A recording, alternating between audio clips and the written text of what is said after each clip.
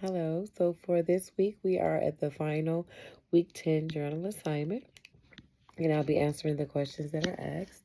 For the first question, what goals did I set for myself at the beginning of the semester? It would have to be when working with my clinical instructor, being able to build a good rapport with my patients and feeling comfortable with assessments. On the last clinical that we had, it was more with a therapy setting.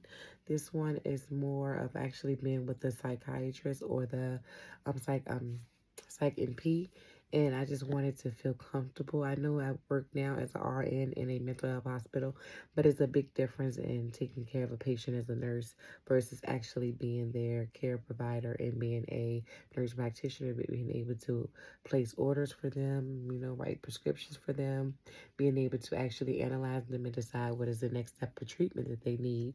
And I just wanted to make sure that I was able to have confidence in myself when I'm talking to them. So my biggest thing is always wanting to make the patients feel that I did have the knowledge. And when they ask me questions, not feeling like, I don't know what to say.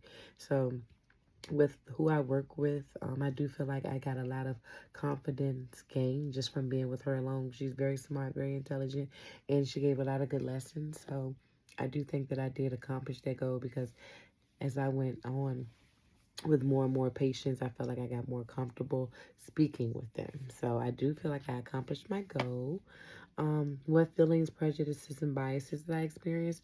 I didn't have too many of those at all. I will say that there's one particular assessment that comes to mind. That's a patient. It was a kid, and his mother was against him using medication. Not that I'm 100% against those who don't want to use medicine because I do feel like a lot of times medicine is not needed for every diagnosis that, doctors give you. But in this particular child's case, not only was he having issues where he wasn't able to properly function, he wasn't able to get the education he needed, and he was also affecting the children that was in his classroom, as well as the teachers, everybody around him, even in the home setting. And that kind of bothered me. I would say I was against that because I felt like the mom was putting herself before the child.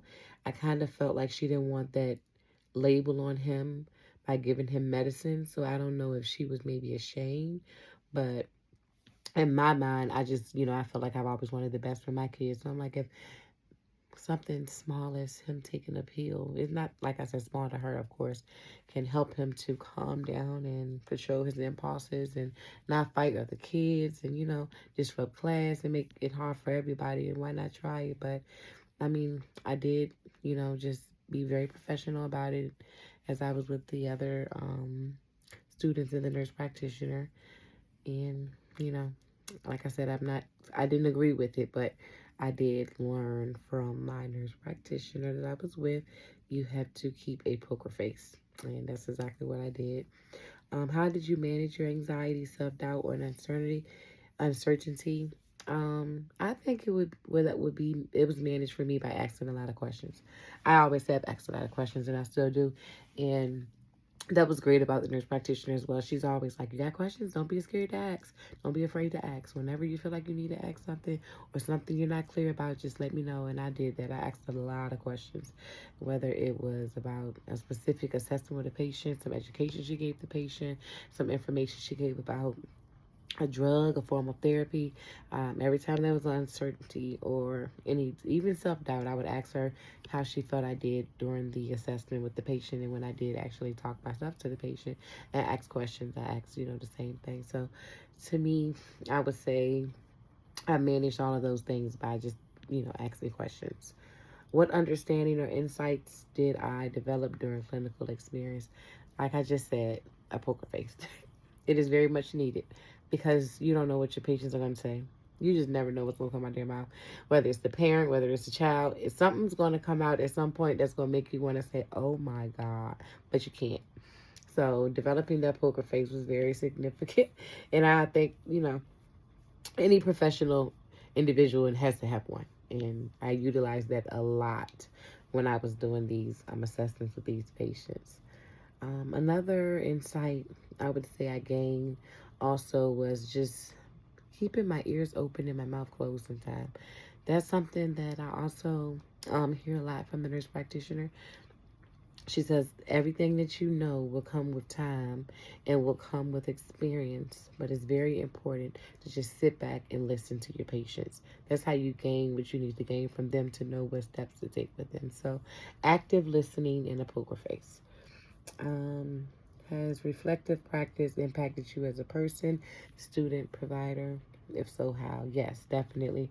I didn't realize how some of the assessments that I had done with some of the patients impacted me until it was time for me to do a reflective journal. And it asks, of course, you had to describe something that was, that kind of stood out to you for that week or at some point in clinicals. And when I started talking about every experience, the more I talk about it, the more I'm remembering like some of the things that happened during my assessments and some of the things I learned, some of the things I gained, some of my biases are very important to understand you have, so you'll know when you go into certain situations what you can and can't handle, which you may need to sometimes walk away from and let somebody else deal with.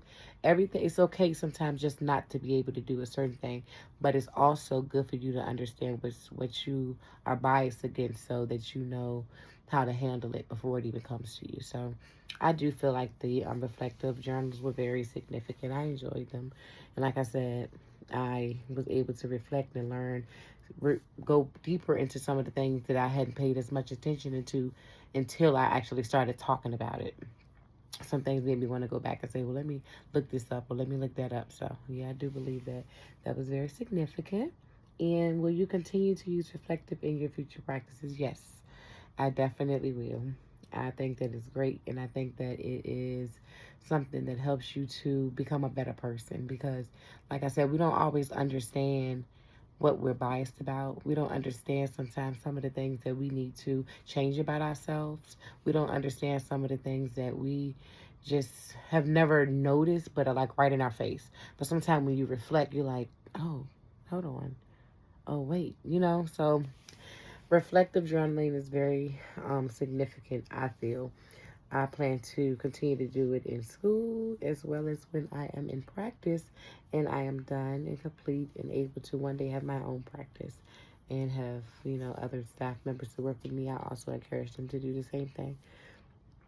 And that wraps it up. I enjoyed this course. I appreciate everything that I gained, everything that came from the instructors, everything that came from my fellow cohorts, just everything about it. And I just want to thank you all.